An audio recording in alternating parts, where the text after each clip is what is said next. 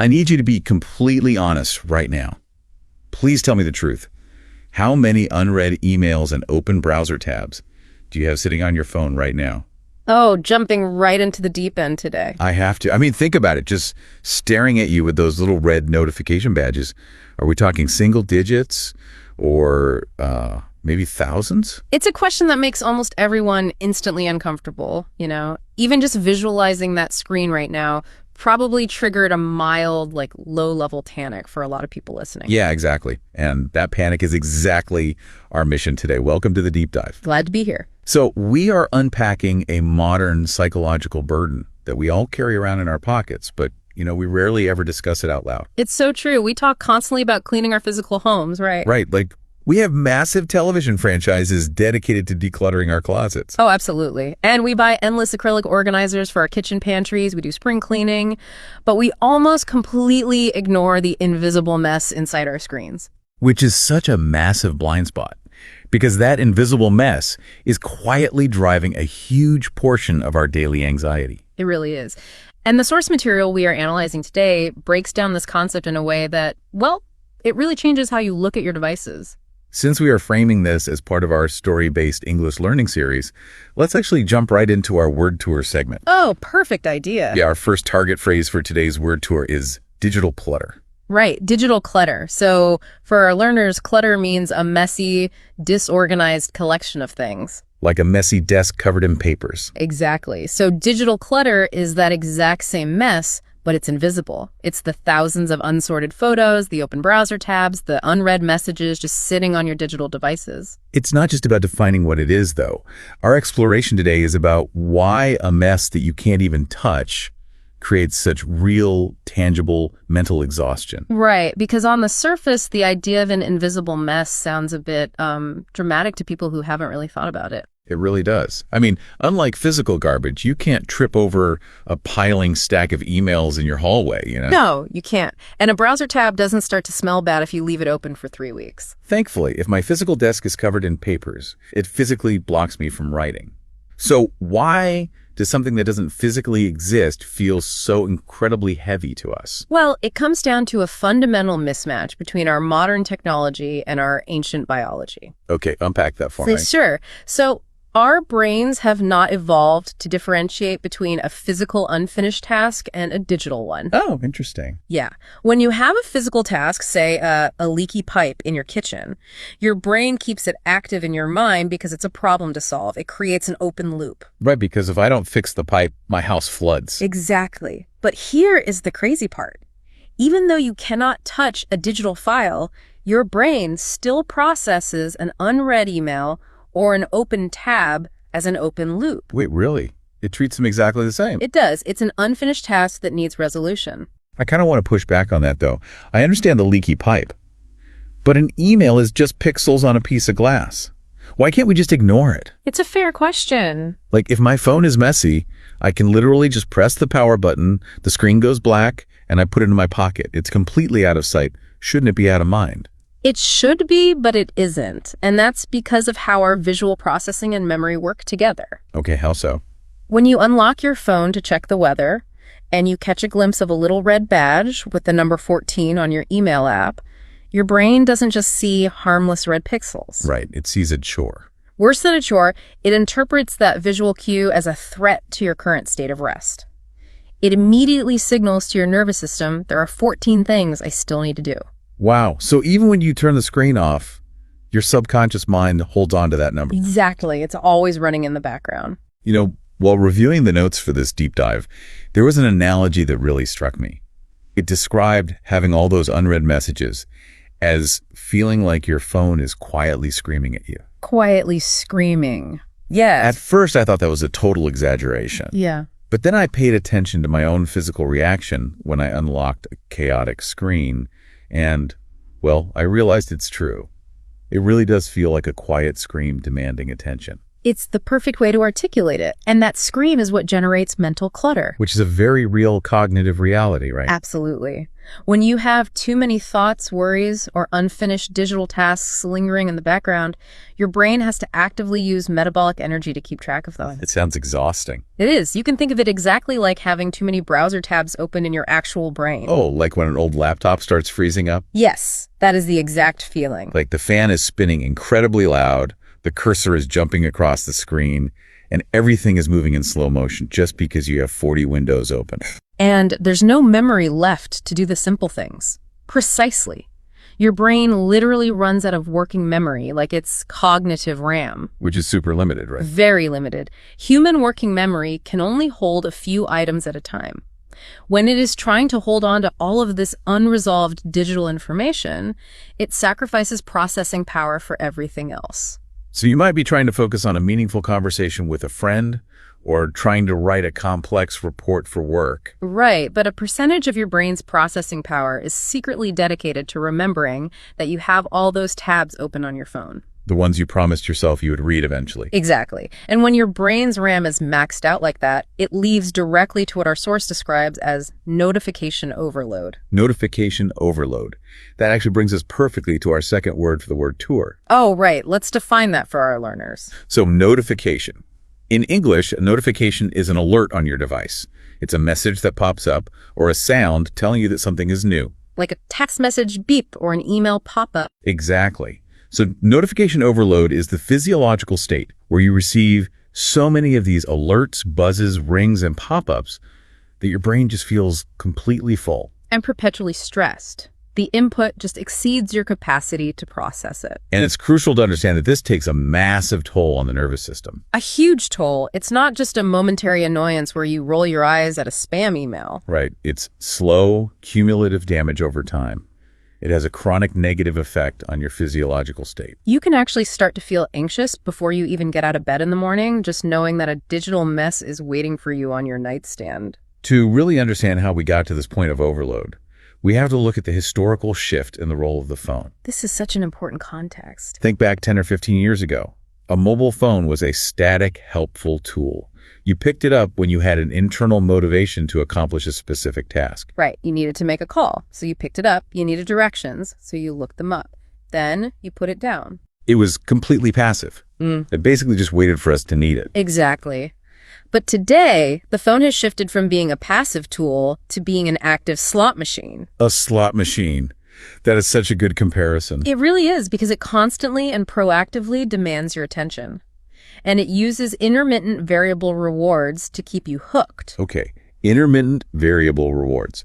That means basically we don't know what we're going to get when the phone buzzes. Right. It's a mystery box every time. And it might be a text from a friend we haven't heard from in years, which is a massive social reward. Or, it might just be an annoying alert that our data storage is almost full. Exactly. And because the reward is unpredictable, your brain treats every single buzz, beep, or vibration as a high-stakes event. So your dopamine levels spike in anticipation before you even look at the screen. Yes. Over the course of a day, your nervous system is being hijacked dozens, if not hundreds of times by these artificial urgency cues. I really have to question the actual value of these interruptions. What do you mean? Well, when we look at our day, attention is arguably our most valuable currency. It's how we build relationships. It's how we do good work. It's how we experience life. Everything. So why do we willingly allow our highly valuable, incredibly limited attention to be interrupted just because a clothing store is having a 20% off sale on socks? Right. Or because someone liked a photo we posted 3 days ago. It's a profound question about how we value our own cognitive space. It really is. Every time your phone buzzes with one of those non-essential alerts, it rips you out of your current state of focus. Completely. If you are deeply engaged in writing an email or reading a book, a single notification shatters that concentration. And you don't just lose the 2 seconds it takes to glance at the screen, do you? No, not at all. You lose the momentum of your thought process. It takes time to get back into the zone. So we're essentially walking around in a state of fractured attention all day. We've established the problem, and it's a heavy one. Very heavy. The phone is quietly screaming, our mental RAM is maxed out, and our nervous systems are fried by a slot machine in our pockets. We need solutions. We definitely do. And the beauty of this analysis is that it offers incredibly practical steps. Yes. The first step to reclaiming your peace of mind is to, and I just love the phrasing here, declare digital bankruptcy. Declaring digital bankruptcy is a brilliant psychological tool. It directly addresses the exact reason why most people fail miserably when they finally decide to clean up their digital spaces. Right, because people try to do it all at once. They do. Someone listens to this exact deep dive, gets highly motivated and says, that's it. I'm going to get my life together. I'm going to organize my 10,000 old photos into neat little folders today. And I'm going to read, respond to, and sort my 3,000 unread emails this afternoon. We all know exactly what happens next. Total disaster. They sit down, they open their inbox, and they're immediately paralyzed. Completely overwhelmed by the sheer volume of the task. Decision fatigue sets in within the first 10 minutes. Because they are forcing their brain to make a micro decision about every single irrelevant email from 2019. Exactly. The mountain is simply too high to climb. So they abandon the project entirely and feel even more guilty than they did before. So instead of trying to climb the mountain, the strategy here is to just walk away from it. You declare bankruptcy on the old clutter. You just wipe out the debt. You have to accept the reality that the past is the past. The practical step here is to literally select all of those old emails, mark every single one of them as read, or like drag them all into one giant archive folder and just move on. I know that idea makes some people nervous. It feels wrong somehow. Oh, totally. But it's about bypassing the paralysis of overwhelm. Let's be brutally honest with ourselves. If an email has been sitting unread in your inbox for 3 years, you do not need to reply to it today. The sky didn't fall because you missed it. Exactly. It is no longer a relevant task. It is just a digital ghost haunting your screen. Let it go. I have to admit, when I first read about this, a part of my brain totally rebelled. Archiving everything felt reckless, like I was deleting important records. Sure, it feels scary. But then I realized it's not deleting them. They are still searchable if I ever truly need them. It's just removing them from my visual field. It reminds me of dealing with a terribly messy room. Oh, how so? Well, the traditional way to clean a messy room is to pick up every single item, evaluate it, decide if it brings you joy, fold it properly, and put it in a specific drawer. Which takes hours, days even. Exactly. Declaring digital bankruptcy isn't about organizing the messy room. It's like finding a mile-long, impossible to-do list that's been sitting on the desk in that room for 5 years, setting it on fire, and starting completely fresh today with a blank piece of paper. Setting the list on fire is a highly accurate way to look at it because the relief you feel is instantaneous. It really is. When you hit mark all as read, you remove the visual trigger. That red badge with the number 3000 on it just vanishes. Poof. Gone. Your brain instantly stops registering that massive open loop. The perceived threat to your nervous system is neutralized immediately without spending a week sorting files. Okay, so we've burned the old to-do list. We've declared digital bankruptcy. The inbox says 0, and we are starting fresh today. It feels amazing. It does feel amazing, but knowing human nature and knowing how fast the internet moves, how do we stop the room from just getting completely messy again by next Wednesday? that is the big question. And it brings us to the second practical solution: stopping the noise and implementing routine maintenance. Starting fresh only works long-term if you fundamentally change the input, right? Exactly. First, you have to stop the noise at the source. This means sitting down, going into the deep settings of your device, and ruthlessly turning off all the red bubbles, the banner drop-downs, and the vibration alerts for anything that isn't absolutely critical. We are talking a scorched earth policy here. Yeah. Goodbye social media alerts. Goodbye mobile game notifications. Goodbye random shopping apps telling you a sweater is on sale. Exactly. The rule of thumb suggested here is to only leave your notifications on for real human people trying to reach you directly in real time. Right. Phone calls from your family, direct text messages from your friends or colleagues. Everything else, the algorithms, the marketers, the automated reminders, is turned off. And the result of this is profound. Doing this turns your phone back into a quiet tool that waits for you. I really want to linger on that phrase, a quiet tool that waits for you. It's a beautiful concept. Instead of a slot machine poking you in the ribs all day, demanding you look at it, it becomes just a silent, helpful piece of glass. It only activates when you decide you need to look something up or reach out to someone. You put yourself entirely back in the driver's seat of your own attention. You are rebuilding the boundary between your mind and the technology. But of course, even with notifications firmly turned off, digital clutter will still naturally accumulate over the course of a normal week. Oh, naturally. You're going to open 10 browser tabs to research a project. You're going to take random screenshots of a recipe. You're going to download PDF menus for restaurants. Right. Life is busy, and your devices are still tools you use to navigate it. You can't prevent digital clutter entirely. Which is exactly why a one-time purge isn't enough. We need routine maintenance. And this introduces the concept of the Friday digital sweep. The Friday digital sweep is one of the most effective habits you can build for your mental hygiene. Tell us how it works. Instead of letting the digital mess build up for 6 months until you are so overwhelmed that you need to declare bankruptcy all over again, you dedicate just 5 minutes, literally just 5 minutes, every Friday evening to sweeping up the digital debris from your week. Just 5 minutes. I love that. You sit down, you close all the browser tabs you opened for work that week. You go to your photo album and delete all those random blurry screenshots of memes you took. You drag the random files off your desktop, and you empty the computer's trash bin. It's such a simple act, but the psychological impact is huge. It feels exactly like washing the dishes and wiping down the kitchen counters at the very end of the week. It really does. Yeah. And it serves a very specific, vital psychological function. It creates what we can call a soft landing for your weekend. A soft landing. I love that imagery. Yeah, you are deliberately making sure you don't carry the messy, stressful digital baggage of your work week into your relaxing Saturday morning. Because there is nothing worse than waking up on Saturday, opening your laptop to maybe watch a movie or read an article, and your browser is still cluttered with spreadsheets and email drafts from Thursday. Oh, that is the worst feeling. It instantly pulls you back into a state of work stress and ruins the weekend vibe. Exactly. You are visually closing the loops of the work week. Yeah. And the strategy actually takes it one step further. What's the next step? Once you've done your Friday sweep, create that soft landing, and enjoyed a clear Saturday, it is highly recommended to take a digital detox on Sunday. A digital detox, taking a deliberate, designated break from screens entirely to let the mind truly rest and reset. No scrolling feeds, no checking the news, no falling down Wikipedia rabbit holes, just being present in the physical world for a day. And doing all this really leads us to the final phrase in our word tour segment, clear your mind.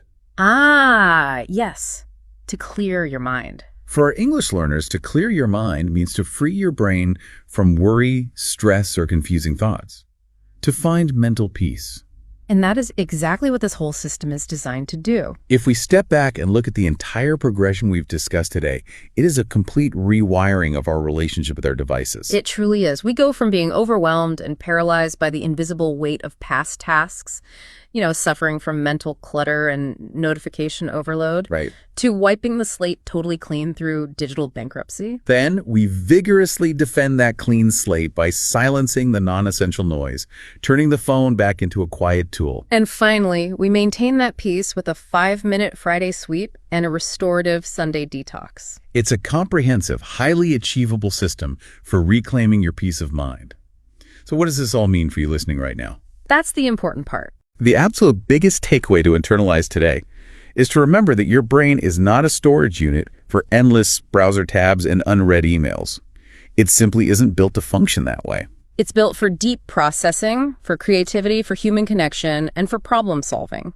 It is not designed for holding on to the low-level anxiety of a red notification badge. You are allowed to close the tabs. You are allowed to turn off the notifications. You have total permission to let the 3-year-old emails go. Your value is not tied to having a clean inbox, but your peace of mind might be. So our challenge to you is simple. Take 5 minutes today to declare bankruptcy on your old clutter. Clear your screen so you can finally actually clear your mind. It really is a necessary investment in your own mental health. The physical relief you will feel in your shoulders when that digital slate is clean is profound. I completely agree. We've talked deeply today about viewing our attention as our most valuable currency. And we've learned how to protect our digital spaces just as fiercely as we protect our physical homes. It's a great perspective shift. But all of this leaves me with one final provocative thought to leave you with today. If we can learn to identify and declare bankruptcy on our digital clutter to save our peace of mind, well, what other invisible clutter in our modern, fast-paced lives might we need to declare bankruptcy on next? That is certainly a question worth exploring. Think about those little red notification badges one more time. They don't have to control you. Until next time, keep jiving deep.